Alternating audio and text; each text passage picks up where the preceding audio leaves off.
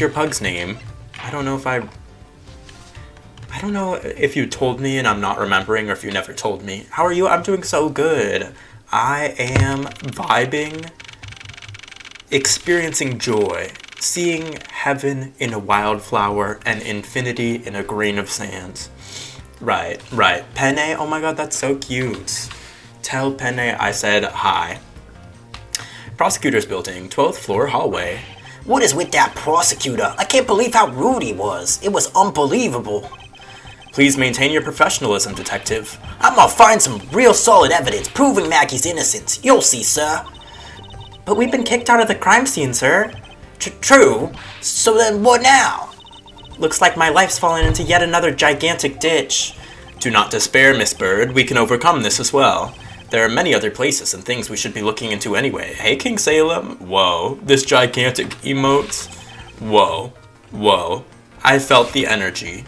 It bit me through the screen. Huh? Really, sir? For example, this hallway. The linchpin of his argument against Miss Bird is related to the master key. In that case, this hallway is the perfect place to look for more information regarding the mystery surrounding my door. Prosecutor's building, 12th floor hallway. How do I talk to the person I'm with again? How are you doing? I'm doing so good. I did not do much today, as I mostly never do anything, but big things in the works. Anything of interest? Detective Gumshoe, you look rather intrigued by something. Care to share? Oh, it's nothing, but I noticed that Mr. Portsman calls his partner Jim, and the detective in that Sunday night drama, All My Cops, is named Jim too. I bet one of them is a big fan of that show. You seem to know a little something about it yourself. I take it you watch it too. Of course! The tight bond of friendship between prosecutor and detective is great, sir. But it's nothing compared to the super strong friendship we have, ho ho ho. Friendship, detective? I think you're mistaking it with pity. How can you say that, sir? And after all we've been through, too. Oh. That was so nasty. Edgeworth is just rude and crass and uncouth. About Miss Bird. No way she's the killer. Please don't tell me you buy into that accusation, sir. Rest assured, I think she's innocent. However, I need to ask her a few things regarding her security guard position. Well, if you're only asking, that's okay. Just stand next to her and press space. Then you two can talk about whatever topic you pick. When you want to ask her about evidence, all you have to do is present it to her with tea. After you choose what to show her. Okay, thanks for the tutorial. I got it. If you rip an Amazon plastic packaging open and you wish to return it, how would you go? How would one go about returning the item? Well, first of all, what I'll say is that I haven't ordered from Amazon in probably over a year now. We are boycotting because they treat their employees like shits.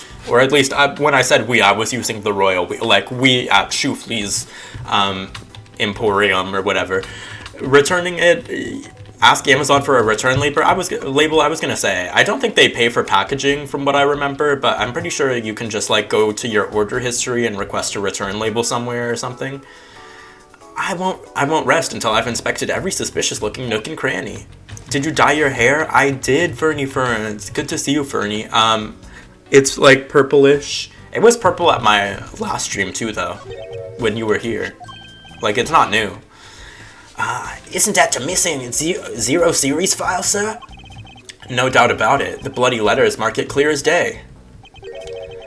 There seems to be a few pages missing. Our thief took only what was necessary and left the rest behind. So what is these zero files about, sir? I guess they've got something worth stealing in them, huh? Not particularly. It's just a collection of court case files. However, the cases within these files are not mine. Huh? They belong to the high prosecutor that used to occupy my current office. I have my reasons, but let's just say I was charged with keeping them as they were. That means the thief must have also wanted to file for a specific reason, right? It would seem so. Only the pages related to that case from 10 years ago are missing. I wonder why anyone would care about such an old case. He just discarded it right under here. How are you, Shu? I'm doing so good. I needed the elf cutter for cutting wrapping paper. Oh, so you used this item and now you're returning it because you're done with it. That's me when I buy a Steam game and it's mid after an hour. It's going right back. I'm getting my refunds. I don't think I looked at this. A well-crafted, high-quality sofa for visitors. The stitching is excellent. Talk about a luxury waiting area. These babies are great for napping, you know. You would sleep even out here, Detective, in a hallway? Whenever I do, I always wind up dreaming about giving testimony up on the stand. But it always ends the same way, me getting trounced by a lawyer. Isn't that awful? Maybe I should give it a try sometime, to envision myself winning, naturally. Okay, I guess that's everything. Hey, Maggie. I was wondering if I may speak with you for a bit concerning this case. I've always been a big fan of the courtroom, but this is like a dream where I'm being cross-examined by the Miles Edgeworth. I can't let this chance pass me by. I must remember to ask her about the master key. I should jog her memory by showing my notes to her with tea. Notes on what? Oh, the door? We'll get to that. The victim. Have you ever met the victim before? Well, I've seen him a couple of times before when I had to go to Mr. Portsman's office. Mr. Faith was always playing basketball with Mr. Portsman, sir. That sounds like fun. Just once I'd have loved to play with him. It sounds fun, but the only person ever taking a shot was Mr. Portsman. All Mr. Faith ever did was pass him the ball, sir. On second thought, I don't think I'd have fit in all that well with them. Maggie Bird. Janet murdered in an elimination showdown against Fairplay and Gabe. Oh, that's so... Which Janet is this? Was this the Janet from Islands of the Idols? Because that's sad. Jerry banished. Sandra ended her. Fairplay recruited. Oh, what a mess. Zach murdered. Fairplay banished. Evie murdered. Gabe banished. Aisha murdered. Sandra banished. Kellen banished. Jake banished. At Fire of Truth, Sage banished. Oh, wow. We're all happy. We're all happy.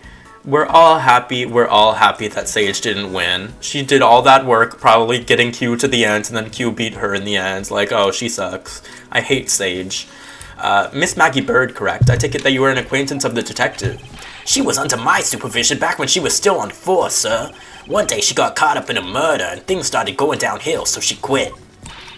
But I owe a lot to Detective Gumshoe for introducing me to my current employer. Or so I thought until a few hours ago. Right before I was about to clock out for the night. You got caught up in this whirlwind of a case, correct?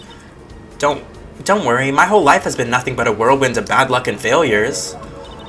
question mark? Since I was 6 months old, when I fell from the 9th floor of my apartment building. I've been hit by all sorts of vehicles, gotten sick from all sorts of foods, failed at almost every test I've taken, experienced almost every kind of disaster. Like, at this point, she's saying since she was six months old, she fell from the 9th floor of an apartment building, got hit by all sorts of vehicles. Like, you kind of just suck at being alive.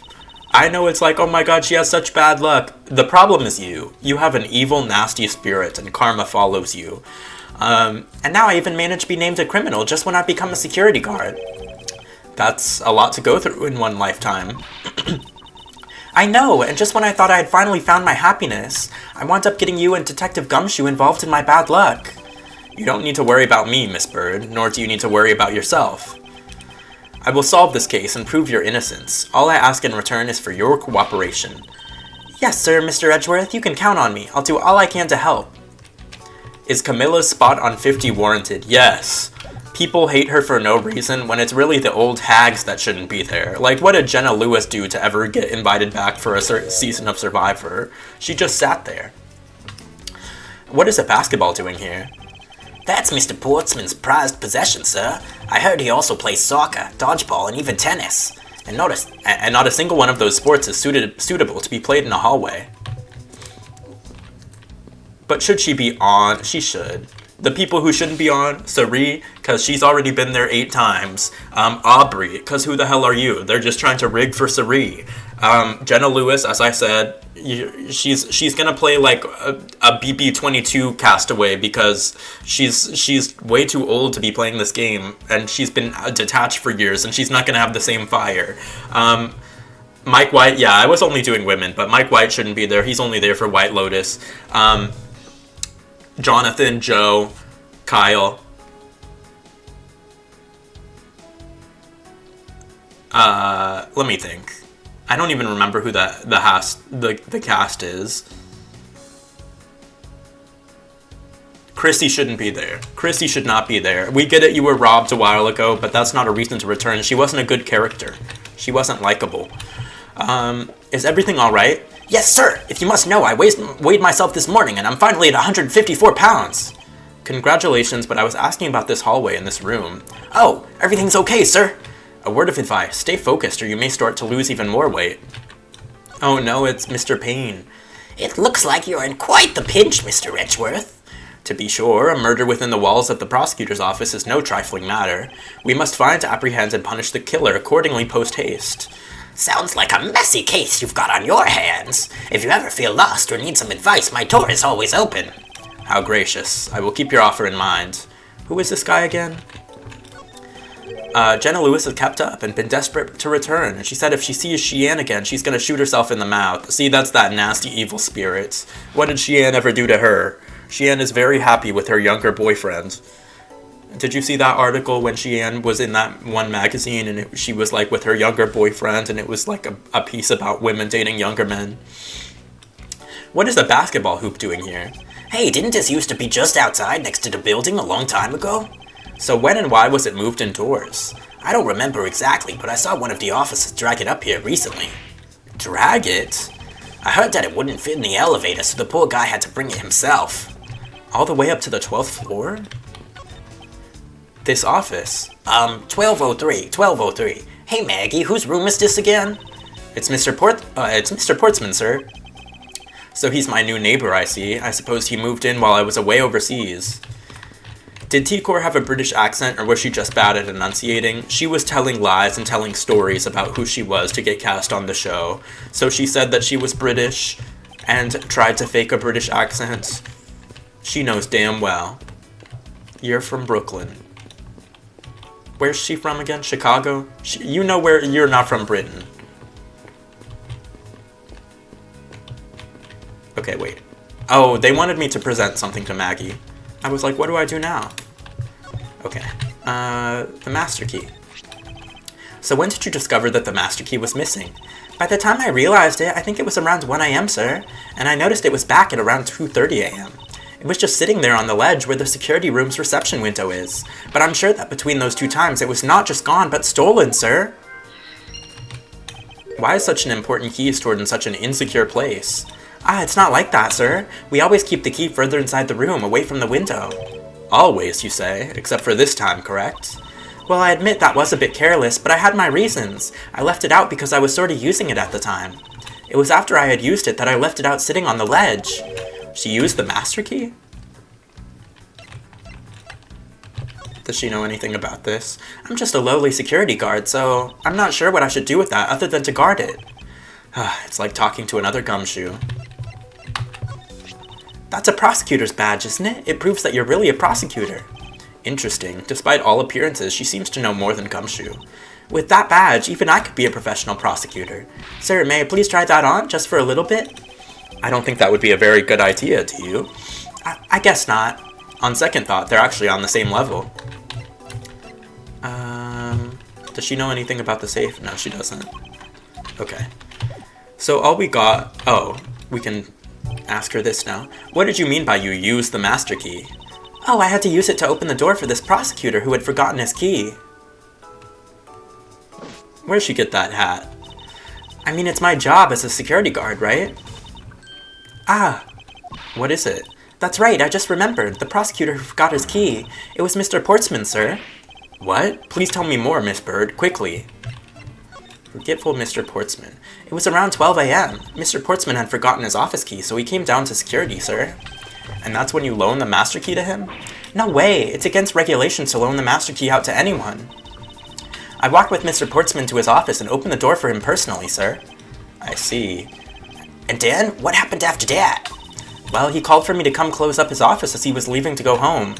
That was around 1:30 a.m., I think. So, in summary, for the sake of one forgetful prosecutor, you used the master key twice tonight. Interesting. Clearly that's like his alibi, right? Talk about suspicious. I doubt you can say that you've never left your keys at home, detective. I think this calls for a thorough examination of Mr. Portsman's door. I won't rest until I've inspected every suspicious-looking nook and cranny. Oh, he says that. That might be like his default line for examining things. Wait. Room 1203. I take it that this is Mr. Portsman's office? Yeah, you can't mistake it because of that basketball hoop, sir. Oh, that reminds me. Mr. Portsman had actually wanted room 1202 really badly, but since you were already occupying it, Mr. Edgeworth, we put him next door, sir. So why was Mr. Portsman so particular about getting room 1202? I'm not sure, but I bet it's because of something like his birthday is December 2nd? Yup, that's gotta be it. I can't think of another reason why. I can think of at least 3. Bah, why am I even wasting time thinking about this? A minimalist yet classy door made of top quality wood. It's kinda majestic too. Fits in really well with the ambiance of the prosecutor's office. Even Mr. Portsman seems dignified just because he works behind one of these. Nonsense. A man doesn't become more or less dignified because of where he works. Well, he still seems more dignified than Mr. Payne. Mr. Payne? I suppose custodial work can also be dignified. Mr. Payne's the custodian now? They demoted him, because in, like, the Phoenix Wright trilogy, he was a prosecutor. It's Mr. Portsman's personal basketball hoop. I can't believe he put something like this in the hallway of a prosecutor's office. But, you know, it's actually pretty useful, sir. I haven't gotten lost trying to get to your office since it's been here. How long have I had the same office, and yet you still managed to get lost? Oh, poor Gumshoe. He has that one, what's it called? Aphantasia. He can't envision where the office is. Is that the right thing? Maybe aphantasia is something else. The door is locked tight. I bet the old credit card trick wouldn't work here, huh, Mr. Edgeworth? This is the office of a high prosecutor, detective. These doors would be pretty ineffective if the average cat burglar could get through them. Aha! So I guess only a great cat burglar could get in. That must be who our culprit is. Might I advise you to return that conclusion to whatever pawn shop you bought it from? Bought it from? Is that it? I mean, I would think the information we would need would be in the lock. It doesn't look like there's anything on the door. Options? No. Okay. Am I crazy? I don't see anything that would indicate there's anything else to look at. Well.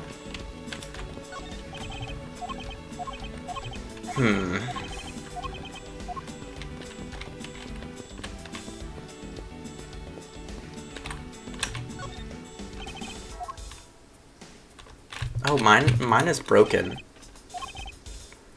Wait, I don't see any signs of forced entry. And according to the guard, no signs that the lock was picked either, sir. Meaning that the door really was opened with a key. Did you happen to ask if any prints were lifted from the doorknob? Apparently, the doorknob's clean as a whistle. Wiped, they think. Whoever this thief is, they did a good job of not leaving any clues behind. 1202. Oh, I keep accidentally pressing the spacebar twice to, like, get... Okay. 1202. These 4 numbers on a number plate alone proclaim this must be my office. Whoops. Hey, these number plates slide right out, sir. They have to be able to take the plate off when a room becomes vacant, you know? Although, the idea that it can be so easily removed is kind of... There's nothing else. Yeah, it's the same...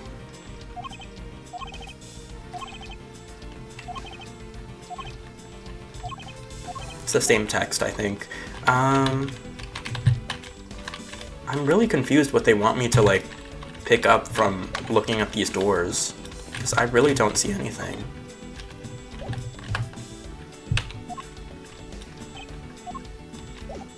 Oh, wait. We have something new. Oh, that's the same thing.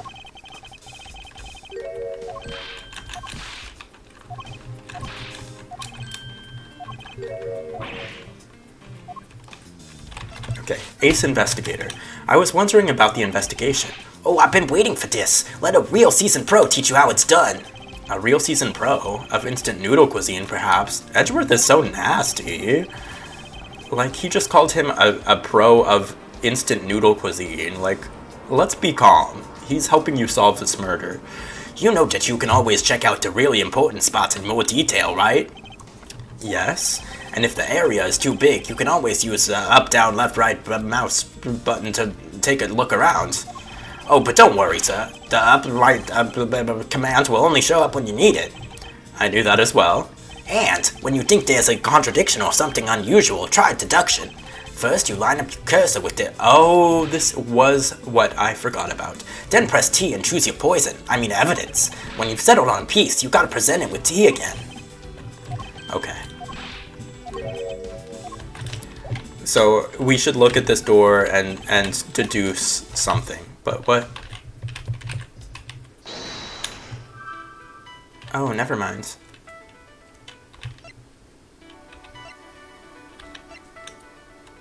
Oh. Happy Shoe Year to you too, Zahir. I hope you're doing so well, and 2026 is full of great things for you. And shout out to January especially. January, a beautiful name for a little girl. And I'm happy to announce that I'm pregnant with one. Miss Bird, I'm afraid there's a flaw in your story. What? No way, pal. I mean, sir. You said that you locked up Mr. Portsman's office at around 1:30 a.m., correct? However, the master key had already been stolen at that time.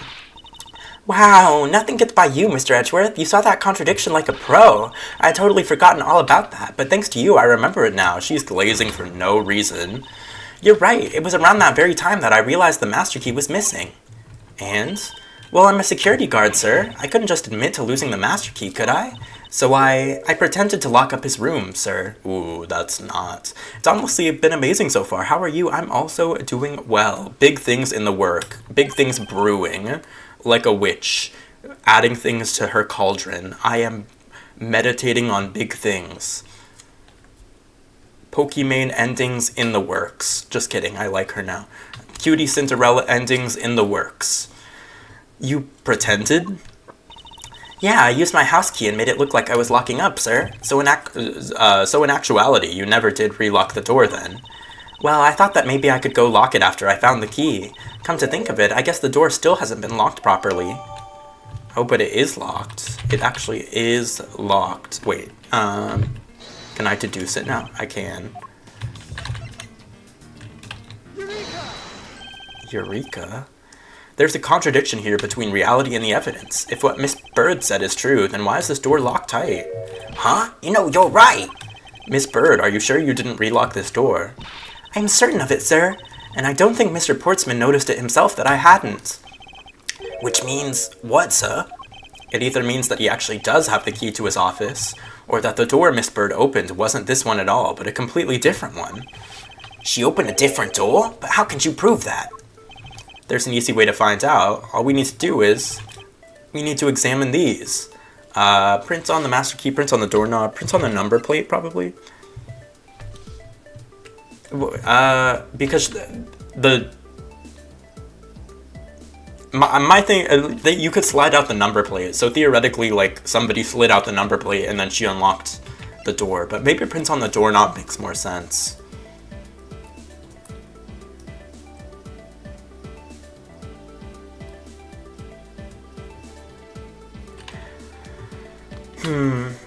I don't know. Cutie Cinderella is working on her own endings, actually, and trust I have preyed on them. Like, she's ending herself because I have manifested it for years and years. Just kidding. It's true. With friends like Cutie Cinderella, who needs enemies, or whatever. With a self like Cutie Cinderella, who needs enemies. I'm gonna say prints on the number plate. The prints on the number plate, they will tell us all we need to know. Everything, really? Like what, sir? Are you gonna attend the 2020? Oh my god, shout out Ralph Jelly. Next VA for Dispatch Season 2. I didn't even play Dispatch Season 1. But you should all go follow Ralph Jelly. I just remembered that my shout out command has Cutie Cinderella endings. After we were just talking about Cutie Cinderella endings. Anyways, are you gonna attend the 2026 Streamer Award? Yeah, as the custodian. I'll be there serving drinks. Well, we know for sure that Detective Gumshoe's dinner will only consist of instant noodles. Wow, that was amazing, sir. How did you know? Was that supposed to be a joke to cheer me up, Mr. Edgeworth? Yes, that's it. Now then, we should... Oh. So I was wrong, but it's very clear that he slid the number plate out and replaced the... It's fine. The prints on the doorknob will tell us everything. Hey, you. Yeah, you, pal. Do us a favor and see what you can lift from this, okay? So, what did you find out? There's no need for such belligerent nostril-flaring, detective. Sir, I have found only Mr. Portsman's and Mr. Faith's prints on this doorknob. So only two people's prints were found on this, huh? That's pretty decisive. Huh? I'm lost, sir. Honestly, I am too. Who needs enemies? Right. Cutie Cinderella is preying on her own downfall, but shout out to her for the Streamer Awards, I guess. Everybody really wanted that to happen. Why do I... Whoa. The spirit of Cutie Cinderella is in the room. She's ending my webcam. Where is Ace Attorney? I haven't seen him once. He's gone. He died. Phoenix Wright was killed. Okay. Shout out to Luke on winning a Witchy Award. Did I win one? I didn't even check the server, did I? What the fuck? I just made that up. He's still alive. This is Ace Attorney Investigations : Miles Edgeworth, though, so I don't think Phoenix Wright is showing up. Which one did I win? Did I win the argument one? For context, Kesha PUBG Streamer runs a Discord server that I'm in, and I got nominated for being a villain. He said that I'm too argumentative, and I got nominated for, like, argument assassin. Whose prince should also be on this doorknob? Maggie Bird, right? Because she opened it. Keely 1, Luke 5, Kennedy 3, Fizz 1, Corey 5, Mike 1. Oh, so me and Corey tied. Oh, wow. Don't you find it odd that the prints of the person who unlocked this door are absent? You mean... Yes, the door that Miss Bird opened could not have been this one, but a different one. Mr. Portsman's office data updated in my organizer. Miss Bird says she unlocked this door, but her prints were not found on the doorknob. What have we here? Oh no, someone's pad is hanging out. I won't rest until I've inspected every suspicious-looking nook and cranny. He just loves investigating nooks and crannies. Is this basketball property of Mr. Portsman? Yes, sir. He's always ready for a match. Basketball, soccer, dodgeball, tennis. It doesn't matter what sport it is. He's game. Is Gumshoe the R word? What is that supposed to mean? 100% he is. And if he is, that's okay. Like this neurodivergent prince. I think this game is more of a statement on, like, abusive workplace culture, especially as it relates to law enforcement. Gumshoe getting constantly hazed just for doing his job. There's gonna be... What's it called? OSHA complaint? Is that what it's called? I don't know. Somebody needs to talk to HR. There must be no HR, because Gumshoe is constantly getting flamed, and he does nothing about it. Also, they consistently, like, threaten his paycheck. That's probably illegal. It has to, like, they take his money. Oh, who knows? I don't even think Gumshoe knows what's happening, though. He doesn't even know he's being taken advantage of. Although I think it'd be a little hard to play tennis with this ball. Ho ho. That isn't the point you should be focusing on, Detective. You're right, sir. Now I know what I should be focusing on. Bad Mr. Portsman. Someone should teach him to clean his toys up after he's done playing. I think we've reached the end of this conversation. The concept of, like, all these walls being lined with gold, but there's, like, a random basketball hoop, like, y'all don't care at all. What is this? Looks like a scrap of paper. I'll get it, sir. Let's see. Oh, there's something written on it. It looks like a note from the victim. I brought the 3 pieces of evidence by, just like we talked about on the phone, but it looks like you're out. Guess I'll catch up to you later, buddy. So, it's probably pretty likely that Mr. Portsman did this. What's his name? Jim Portsman? Something Portsman. Why would you not clean up your door? Like, Ace Attorney consistently has some of the worst murderers of all time. You guys are not good at murdering, and yet they do it a lot. Note left by victim data jotted down in my organizer. Found under the door for the absent Portsman. Okay. That's everything. Oh, that was an accident. Okay. Can I do any evidence matching now? No. Wait, but then... Oh, I missed this, for sure. What's this? What are you looking at, sir? Oh, hey, how about a game? That's okay, Detective. I just found the position of this hoop to be a little off. Hey, you're right, sir. I guess it shifted when someone made a seriously sweet slam dunk. The positioning of the hoop is definitely unnatural. I'd better take note of this. It's sitting in front of Miss Portsman's office. There are signs that it's been moved. Investigation complete. Oh. Poking around in this hallway has actually paid off quite handsomely. Huh? How so, sir? In a variety of different ways. Imagine when you get, like, even slight information about anything, you go into like a puffed up stance like this. Like, I don't think Gumshoe was socialized around other human beings. He went to Foster's Home for Imaginary Friends in a variety of different ways. I think it's time we had a little chat with the real culprit of this case. You know who the killer is? Wow, Mr. Edgeworth. As long as my logic is sound, then yes. The mastermind behind this murder is none other than Mr. Portsman. What? Mr. Portsman? I knew it. That's exactly what my logic senses were telling me, too. I suspected it was him from the instant he accused Maggie of being the killer, sir. That is anything but logical. Lady and gentlemen, prepare yourselves. I would not call them a lady and a gentleman. Lady and the Tramp, maybe. That was not a good joke. Like, is the joke that Gumshoe is a dog? I guess so. Come what may, it's time to knock on Truth's door. March 14th, 5:12 a.m. High Prosecutor's Office, Room 102. Mr. Portsman, I've finished processing the bloody letters, sir. Alright, let me take a gander at it. Pass it here. Oh, okay, he caught it. Maybe he is a Challengers cast member. Okay, looking good. You there, take care of this. What? Oh, he just committed another murder. He hit Gumshoe right on the head. He was the smartest kid on the short bus stop. Gumshoe is kind of prince-like. Like, now, the last time I played this, I was making fun of him. Now that everybody else is, I'm going to be a contrarian and switch up. First they love you, then they switch. Yeah, they switch, like, you know. Well, if it isn't Detective Gumshoe. End of the line for you, Portsman. We've got you now. Call off your dog, Mr. Edgeworth. Is this some kind of joke? It's no joke. We know, Mr. Jock Portman, that you are the guilty party in this case. ... exclamation point.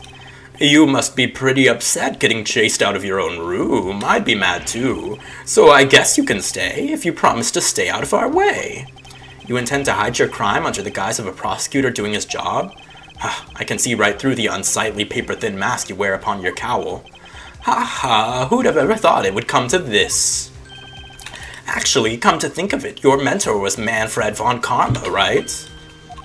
The legendary prosecutor who never lost a single case for 40 long years. He's putting that lab coat on. He's about to do science, Punnett squares. But there was always this incessant chatter about forged evidence with that guy. Oh, really teaches me that I've got to stay on the lookout for false accusations, you know. Are you done trying to play mind games with me? Because they won't work. The only thing you should be using that mouth of yours for now is explaining yourself. Whoa, don't talk about his mouth like that. Although that too will only dig your hole deeper. Either way, your game is up. Well, aren't we full of ourselves, even though you have yet to prove anything? He kind of has, what's it called, eyelet veneers. He had his horse teeth put in Turkey. Mr. Portsman's rebuttal. I have no idea what sort of harebrained idea you have in mind, but there's a mountain of evidence that points away from me being the culprit. Besides, how may I ask, do you propose I unlocked your door and got in here? Look, I feel bad doing this to you, but I've got work to do, so we're done here. Well, sorta kinda. Sorry, but we are not finished yet. Boy, you're stubborn. I suppose you're basing your accusations on something. I'll show you what I'm basing my accusation on, with evidence. I love that the writers of this game thought that literally like a 6-year-old was playing this, so after every single statement they're like, I have to use evidence or use the deductive skill that you just found out about just now. You should use that now if you have thought about it. But also it's the first case. It's probably not going to be like that for the whole game. I have no idea what sort of harebrained idea you have in mind, but my accusation is a harebrained idea, is it? You tell me. I'd say it is. After all, there's a mountain of evidence that points away from me being the culprit. Okay, what is it? Oh, and what, pray tell, kind of evidence are we talking about here? Jim was my partner, so you can say I had a motive for killing him. And that's it? That's not even an anthill, let alone a mountain. But it's more than enough, wouldn't you agree? Might I recommend that you review what the word evidence means? It doesn't change the fact that the evidence doesn't point to me as the killer. Is this, like, legally binding testimony? Like, I don't think even if he confesses right now, it would hold up in a court of law. Unfortunately, I believe I've already shown how earlier. Your speculations mean nothing, as I still insist that I could not gain access to your room. What should I do now? Should I raise an objection? Yes. You claim to have had no way to open my door. However, is that really the honest truth? Ha ha, alright, I'll humor you. Go ahead, shoot. Very well then, I propose that you use this to open the door. Security key? I believe you were able to open my office door, with the master key no less. Wait, hold on for a sec. I never laid a finger on that key, as you already know. Precisely, you were able to open my door without lifting a single finger. Well, maybe you did, but only to direct. That's right, you used your finger to direct this person to open my door with the key. You used your finger. He sure did. You had asked Miss Bird to open your own office door for you, yes? Yeah, I kinda forgot my key at home. Happens a bit too often for my taste, you know. But the room you had Miss Bird open at that time was not your own, was it? What? You have quite the imagination. But why don't we ask the girl herself whose door she opened, shall we? I'm certain that it was Mr. Portsman's door, sir. I checked the number plate to make sure I was opening the right door, sir. See, Miss Bird backs up my story.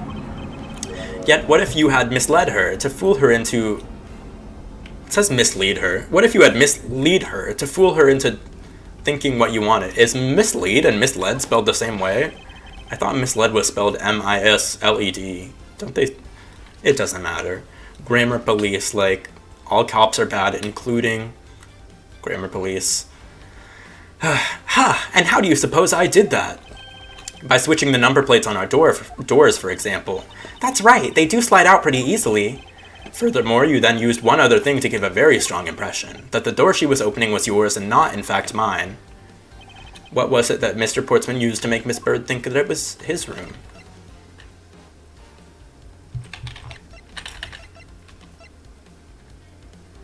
Wait.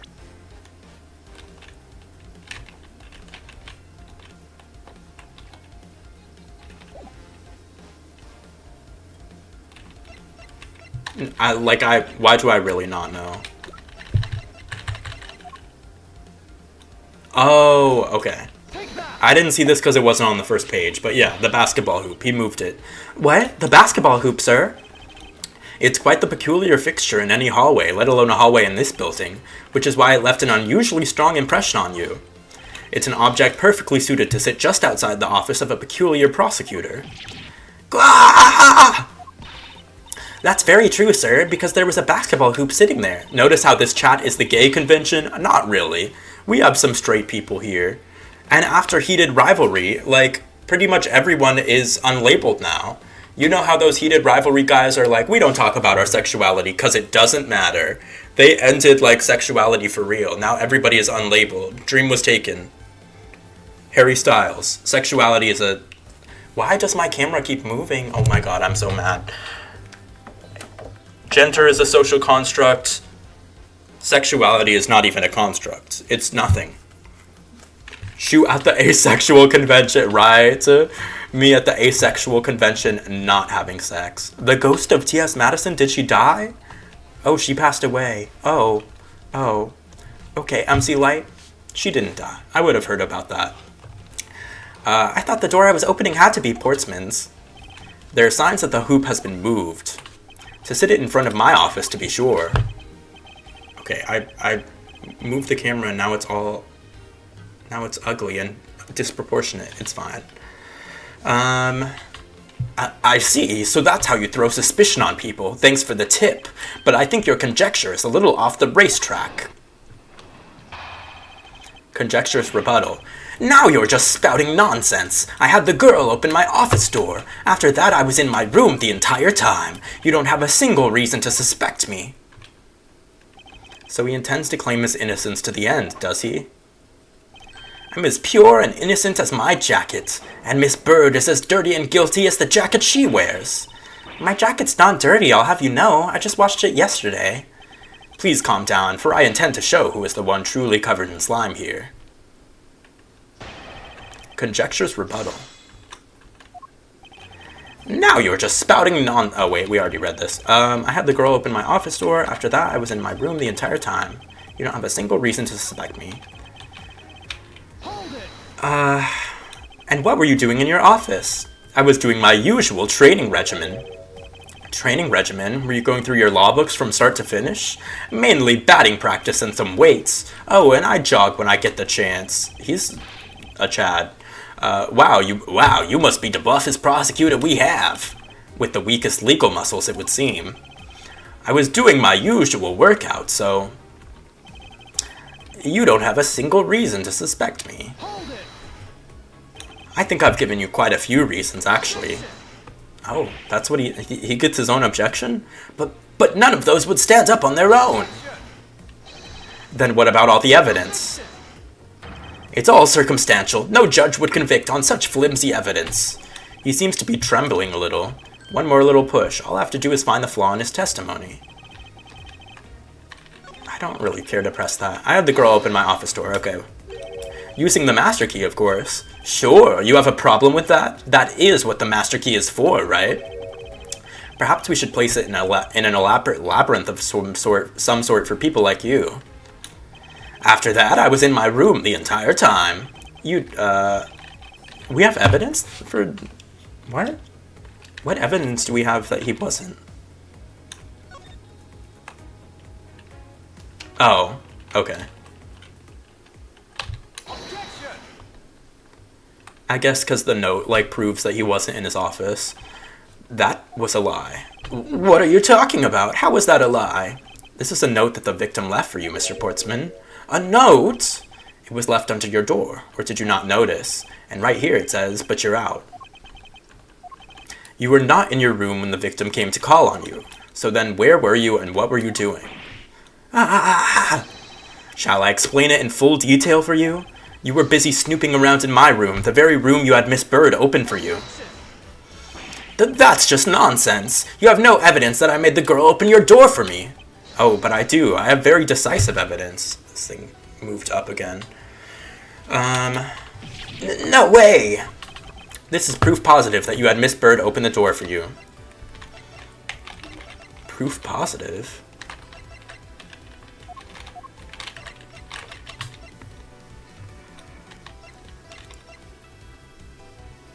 Oh.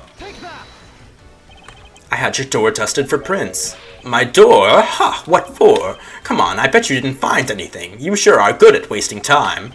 You're right, I didn't find anything. Definitely not Miss Bird's fingerprints. Her prints? What do they have to do with anything? Let's put it this way. If she really was the one who opened your door, then her prints should naturally be on the doorknob she touched. Ah! Further, all of the prints on my office door's knob have been wiped clean off. I can only assume it's because Miss Bird's fingerprints were on it. Don't you think it's time you gave up your charade? We know you stole into my office with the intent of stealing something from me, and Detective Faith found you out, possibly because he heard sounds coming from a room whose occupant was on leave. Mr. Portsman, you killed Mr. Faith to silence him. Ooh, we get a graphic of him doing it. And I had the misfortune to return when I did. You had to threaten me as you escaped. He looks scary as hell in this graphic. Like, oh my god, that's it. That's it, the clown. As I said when you had the gun to my back, no one gets away with committing murder in my office.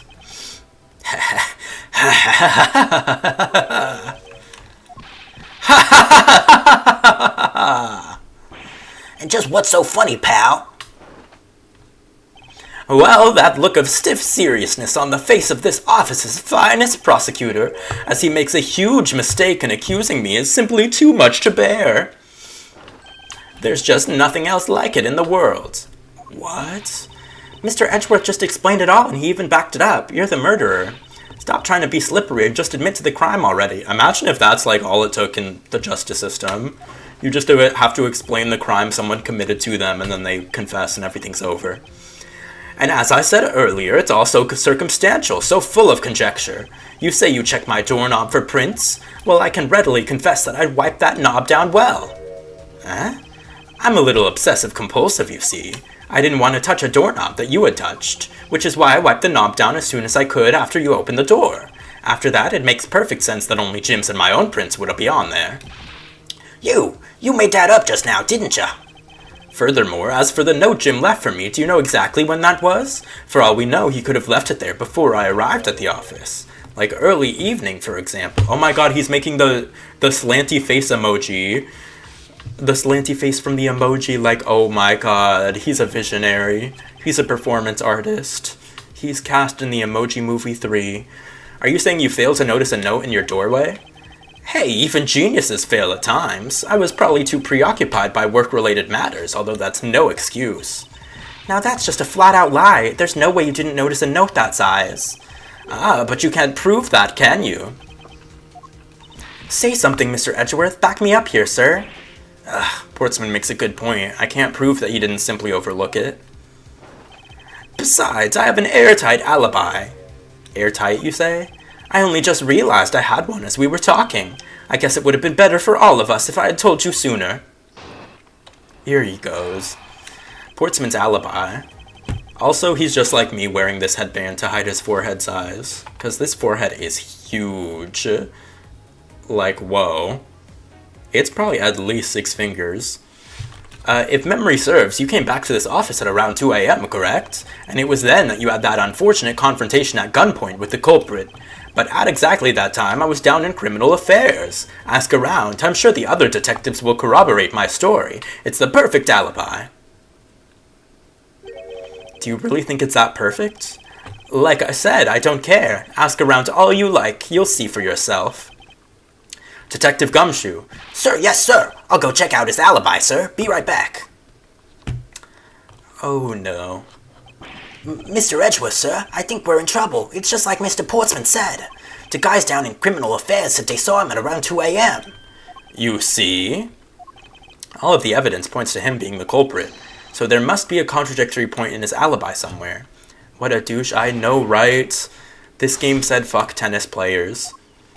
The only tennis player in Ace Attorney history is a murderer, and a rude one at that. Like, it's bad for tennis. Pickleball endings.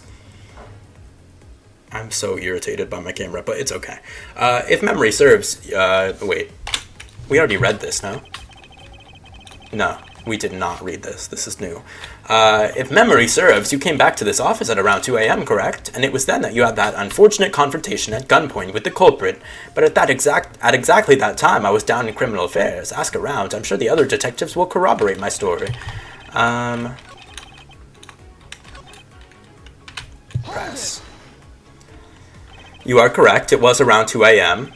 Are you sure? It's really important to me that you're spot on with the time. I remember checking my watch then, and make no mistake, it was 2. Oh, giving testimony like a pro. Okay, so you came to your office at 2. And it was then that you had that unfortunate confrontation at gunpoint with the culprit. It is as you say, however. Yes, however, you are the only one who claims to have bumped into the culprit. So tell me, did you see the person's face? Was it me who you saw? It was pitch black, so I couldn't actually see. Oh, come now. I'm sure you saw something. Try a little harder, why don't you? I'm beginning to feel like I'm the one being interrogated here. Oh well, it doesn't matter if you remember or not. It only matters that you ran into the culprit. But at exactly that time, I was down in criminal affairs. So you paid the criminal affairs department a visit. Yup, right after I left the prosecutor's building, I headed straight for the precinct. Ask around. I'm sure the other detectives will corroborate my story. It's a perfect alibi. Let's see. Well, we did go and ask around to confirm your testimony. And it was just as I said, right? Yes, sir. A number of detectives said that they saw you at around that time. See, I have the perfect alibi. That's the ace I had up my sleeve. Impossible. He actually does have the perfect alibi. What's wrong? Why the sudden sullen look on your face? Can't you say anything back, Mr. Edgeworth? I think we've reached the end of the line, and it's time to get off this crazy train. You there? Sir. Please escort the young lady out. But remember, be gentle. Maggie! Detective Gumshoe! It's over for her, but honestly, maybe being in prison will be good for Maggie. Like, apparently she's falling out of apartment buildings and shit. She deserves to be locked up, saved from herself. Is there nothing I can do? There must be a way to turn the situation around. If I only had a clue, did I miss something that can help me cast doubt on his alibi? I probably did. Oh, I can't go to my... I need to calmly think this through one more time and with logic. Files in disarray, another handgun, Mr. Portsman's alibi. The culprit rearranged my files twice, once before and once after the murder. Could there be another gun in play? They were both looking for the same files then, no? Like there were two different people and Mr. Portsman and someone else both looking for the same file. Evidence points to the shelves being disturbed once before and once after the murder, but who is to say that the person who did it the second time is the same as the first? Which could mean that there was another person who paid a visit to my office tonight. Another handgun and another visitor. Maybe the victim and his killer weren't the only visitors to my office tonight. I was wondering when the other handgun was going to come into play, because that has been taunting me this whole game. If indeed there were two culprits, then that resolves the contradiction behind our murder weapon. Despite the fact that there are 2 bullets here in this room, the murder weapon only shown signs of being fired once, leaving the possibility that the other bullet was fired from the other visitor's gun. Furthermore, if we suppose that the second culprit's gun was the one that was pointed at my back... Objection. Mr. Portsman, it seems that I need to amend my assumptions regarding this case. Great, so you've finally come to your senses. Mr. Edgeworth! Sir, what are you saying? This has been a big misunderstanding on my part from the start. Oh my god, I hate Maggie's outfit. Those jeans being cut off right above the knee, like, you look a mess. She's wearing clogs, too. You can't see because the text box is covering, but she's wearing clogs. What do you mean?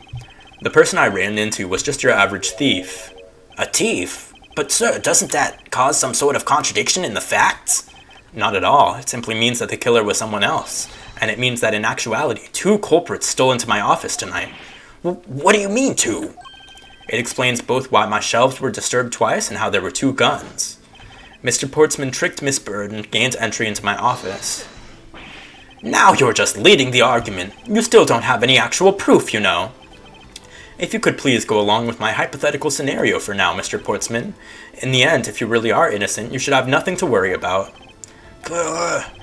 Now then, returning to my scenario, Mr. Portsman was out to steal something from me, which is why he checked my secret safe and ransacked my shelves. This is the first time. So then, this would be when the files were put back into wrong order, right? Correct. And then, just when he was about to look somewhere else, who should walk in but his own partner, Mr. Faith? But why did Mr. Faith come into your room, sir? He probably had business with Mr. Portsman, which is why he was in the area. But that's when he noticed sounds coming from my office, would be my guess. Oh, because you were supposed to be away, right? And he must have thought it was odd, so he came into this office to check it out. Correct. And as a detective, that was the right thing to do. But when he came in, he found his own partner standing there. Because it was Mr. Portsman, Mr. Faith probably let his guard down. But Mr. Portsman was not so merciful as to let him leave alive. He waited for a chance and stole Mr. Faith's gun from him, and then... he killed him. He silenced Mr. Faith for catching him in the act of stealing. It really was not that serious, to be honest. Like, he could have let him go. Just great. This is like one of the weakest motives in an Ace Attorney game that I can remember, other than all the ones that were like self-defense. This was the moment in which the first shot was fired, and the one that landed in my files. Following that, Mr. Portsman wiped the gun down and left it behind as he made his exit. He could afford to do that because he had also left the fake dying message behind. You're such a complicated troublemaker, you know that? Well, if things were as simple as that, then all would be solved. However, there was yet another visitor to my room, and this is where it gets complicated. There was another? Visitor, sir? Yes, and this other person's objective was also to steal something from me. Now then, even after Mr. Portsman left, the door to my office remained unlocked. However, this new visitor had no way of knowing that, and so they stole the master key from the security guard's room, and then entered my room and searched through my shelves. This was the second time they were disturbed, and it seems the thief found their prize. How would they... But they would have thought that Edgeworth's room was, what's his name? Portsman's. Because the name tags would have still been switched, unless he switched the name tags back, like, right away, and moved the basketball hoop. The stolen O file, right, sir? Correct. Only just as the thief was about to leave with the file, I appeared. The thief then threatened me with their own gun and made their escape. The second bullet was fired during that brief encounter. So the shelves getting messed up twice into 2 bullets, it was all because 2 different people were doing those things at 2 different times. Precisely. So now do you see, Mr. Portsman? The person I met was just a thief and was not, in fact, Mr. Fate's killer. Your alibi for the time frame in which I ran into the other person is now irrelevant, because we now know that the murder took place during the first culprit's visit. Ha ha ha. What's so funny, pal? Absolutely splendid. Your scenario explains everything. Of course it does. It's Mr. Edgeworth after all. But you know, it still doesn't change the fact that it's all circumstantial. Supposing if, and that's a big if, your theory is right, it would indeed render my alibi, which has withstood scrutiny, mind you, irrelevant. But there is still one defining point of your argument for which you have no evidence. Your supposition was that I was the first visitor. Ugh, Mr. Edgeworth, you can't let him get away with that, sir. But he has a point. I have absolutely no proof at this point. Don't say that, sir. I don't believe this. Don't worry, Maggie, I'll do something if I must. You know something. I find your attitude to be somewhat peculiar, Mr. Edgeworth. If the person you met really was just a plain old thief, then why is that person not your main suspect? That is, if your theory is correct. That thief you ran into should be your real suspect, wouldn't you say? We should be out there looking for that thief right now. They might still be nearby. I hate to repeat myself, but as I've already said, I was training in my room. And when Jim came to deliver some evidence to me, I was down at Criminal Affairs, so I can't be expected to know what happened around here after I left. Is it like the thief was the victim? The second thief was the victim? Like they were both trying to get the same thing? So you think we should be out there looking for the thief? Of course, now isn't the time to be having these dead-end discussions. I don't think it's all dead-ended. I find your alibi to be fascinating. Let's continue where we left off, shall we? He's biting the hell out of that metal. I know he's lying. I know he was here at the scene of the crime. I just have to find a way to prove it. Portsman's Alibi Part 2.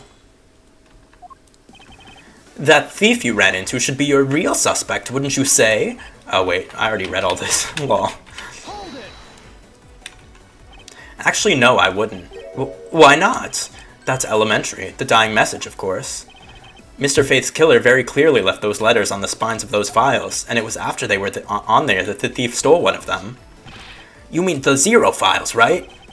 And that's how we also know the letters themselves were a setup and not for Mr. Faith. If the thief was the killer, do you think they would try to undermine themselves? Maybe the killer just didn't think of that either. Yes, that must be it. Maybe, just maybe. We should be out there looking for that thief. Once escaped, I highly doubt a thief would linger nearby. Well, you never know. Maybe they didn't get what they were really after. Oh, you talk like you know quite a bit about this thief.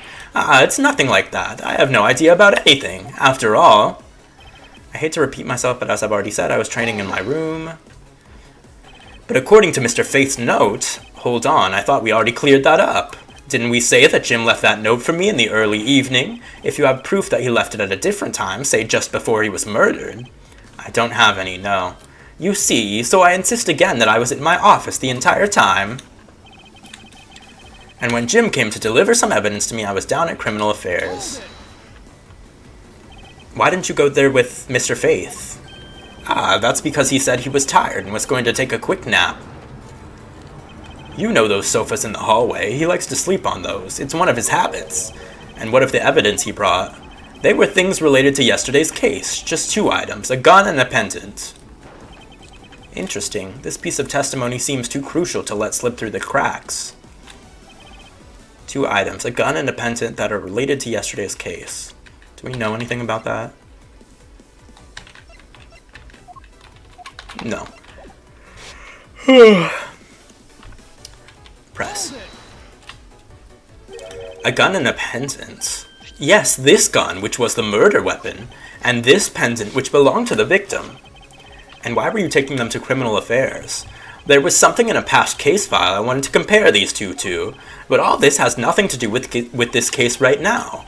Anyway, I believe you'll find the long paper trail I left to be to your satisfaction. This is all matching up with what Detective Gumshoe found out. So I can't be expected to know what happens around here after I left. I can't expect you to know, can I? Nope, but I guess you can expect me to take a guess based on logical deductions. Oh, then let's see you deduce. Jim waited for me to leave and then stole the master key. For the purpose of sneaking into your room, of course. And that's when Miss Bird caught him red-handed and the murder occurred. It's all exactly as I had laid out earlier. I know he's lying. I know he was here at the scene of the crime. I just have to find a way to prove it. Okay. It has to be the gun and the pendant thing that we present on.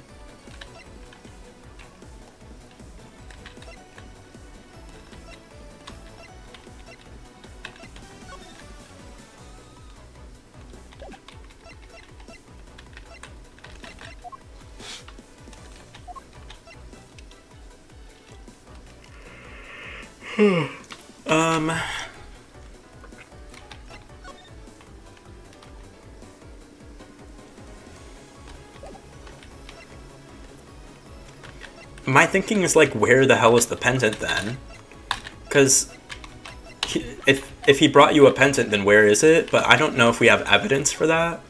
Because the gun is probably... Let me see if there's anything here. I don't think there's anything here. But the gun is probably the one, like this gun, with the horse on it. Should I present the gun? Let me try presenting the gun and see what happens. Okay, he does not give a fuck. He doesn't gaff. I already pressed this, right? A gun and a pendant. Yes, this gun which was the murder weapon. Oh, I did not press it. And this pendant which belonged to the victim. And why were you taking them to criminal affairs? There was something in a past case file I wanted to compare these two to, but all this has nothing to do with this case right now. Wait. Oh, we did press it. Okay. Am I crazy? Why do I not know?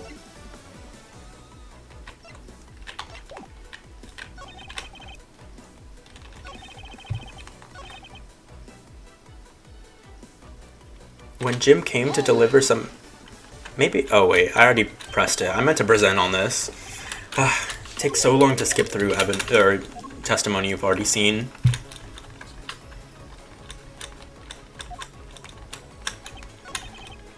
Came to deliver some evidence to me. I was down at criminal affairs. He brought me 2 items, a gun and a pendant, that are related to yesterday's case.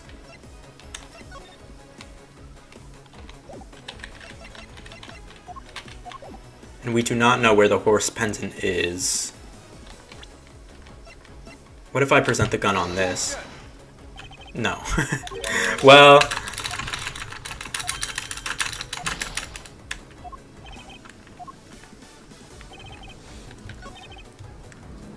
A gun and a pendant that are related to yesterday's case.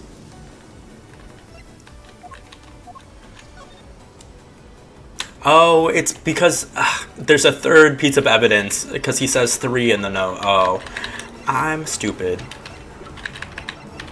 Oh my god, I keep pressing the wrong button. It's T. Okay. Only 2 pieces. I believe the proper phrase here is, you fail. What? What is that a reference to? That 2008-ass reference. Excuse me? You fail as a prosecutor, Mr. Ports... This music? Oh, wow. These composers, they had an eviction notice taped to their door.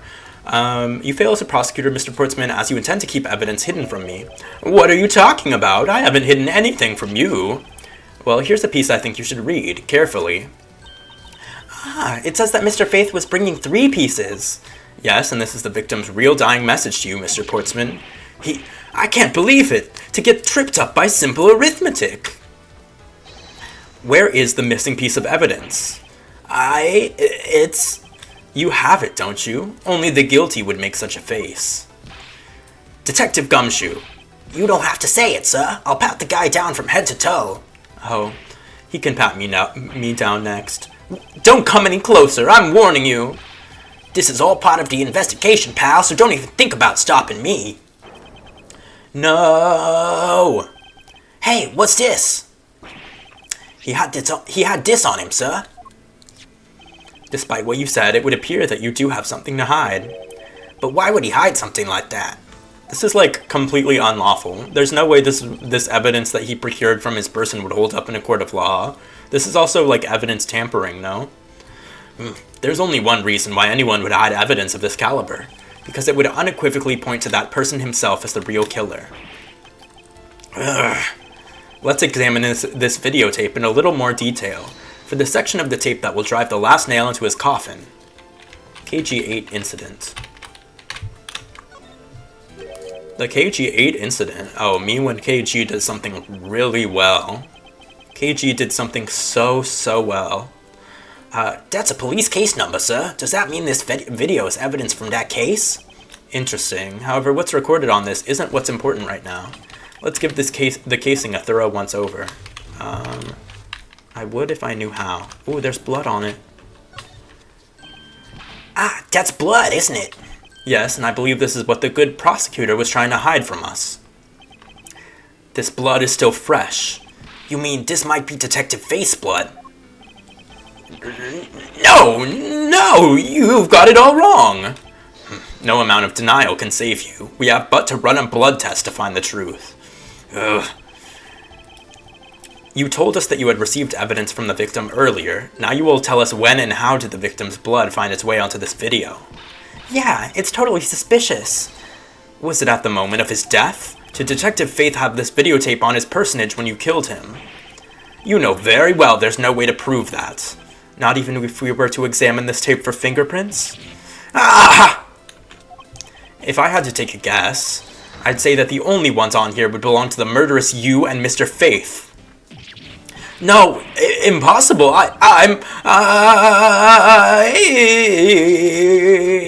He ate it. Oh, that's gonna be hard to pass.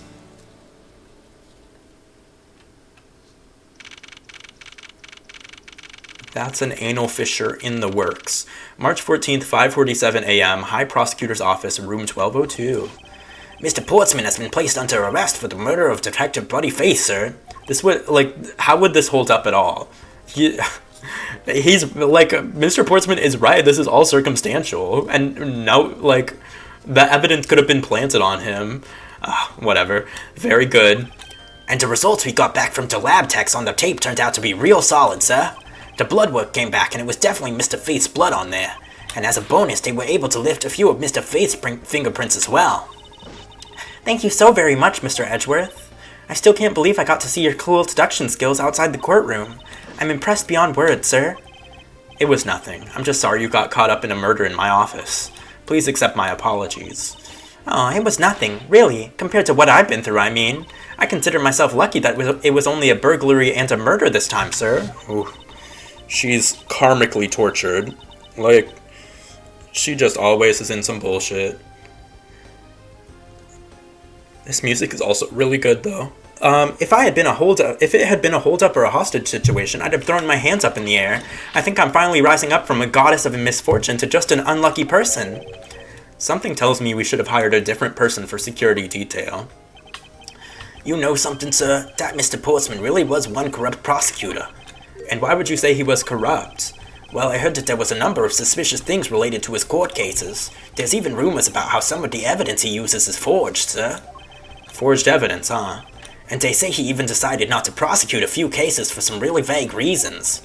Ooh, that guy was a complete disgrace to the entire profession. We never did get around to asking what his reason was for breaking into my office. Yeah, whenever we got near that topic, he just clammed up. Although we can be pretty certain that it was to steal something. This is just between you and me, sir, but there's a rumor that some sort of huge organization is involved behind the scenes. Oh? Well. With Mr. Portsman not willing to divulge anything, it certainly lends credence to that rumor. It would seem that we haven't heard the last of this. Huh? Then Mr. Portsman isn't a bad guy?